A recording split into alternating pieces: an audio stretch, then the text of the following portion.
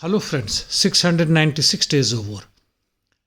Starting from southern war zone on Kherson front, Krinky holds, even though the grey zone because of Russian ground offensive has increased. The support for the Ukrainian troops at Krinky bridgehead continues from the other side of the Dnieper River through long-range artillery as well as UAVs and counter-electronic warfare. Nonetheless, due hostile weather conditions, the support is not sufficient to expand the bridgehead. On Zaporizhia front, on Orikho sector, Rabotino-Verbov line, no changes as Ukrainians reinforcements have brought parity with the Russian army. Rimivki salient, no changes, positional battle continues. In north on Kupiansk-Swatovo front, Russian army after a long duration and long fight has advanced 200 meters northeast of Sinkyivka.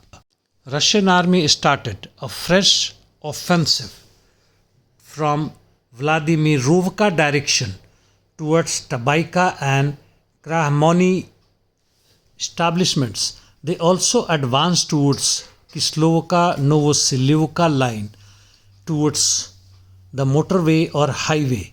This is probably to gain access and advance towards Oskil river along Zerevits river as well.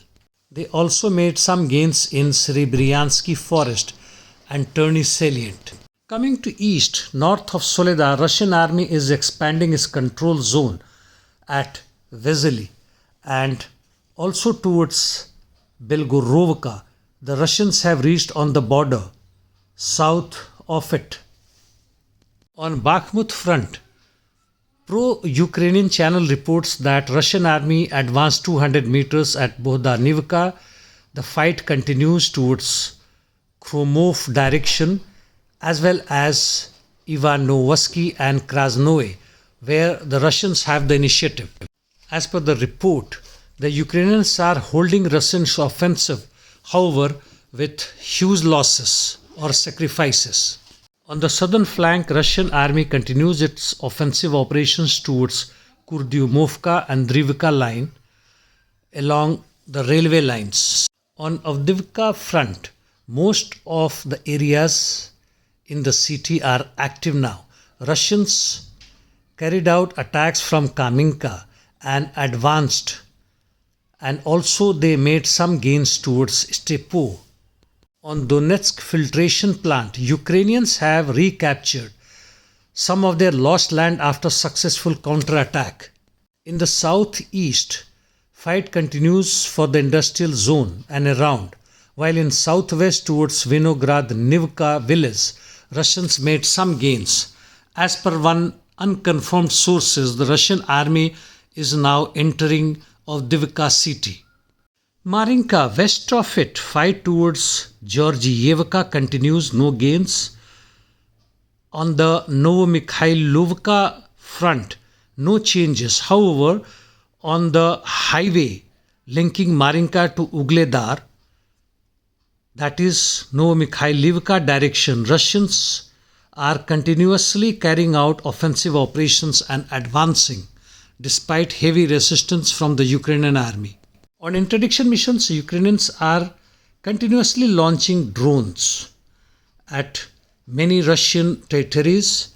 They also attack towards Tamlev, Klinsky oil tanks in Bryansk, hitting 3 of them.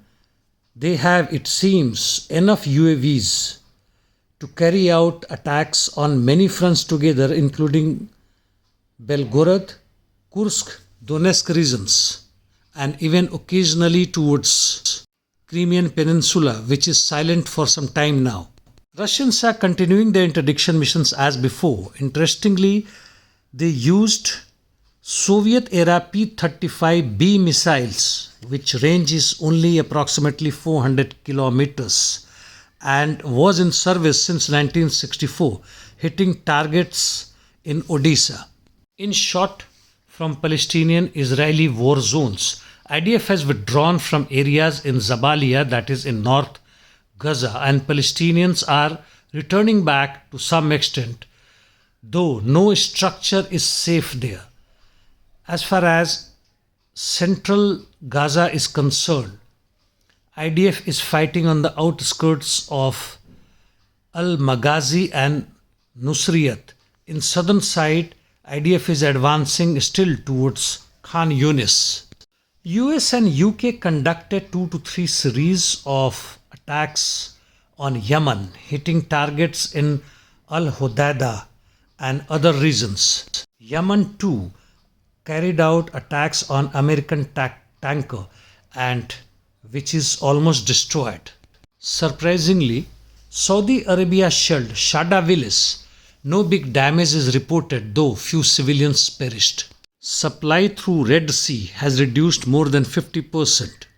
Venezuelan finance minister denounced barbarity committed by Israel in Gaza during meeting of finance minister in non-aligned movement in Uganda.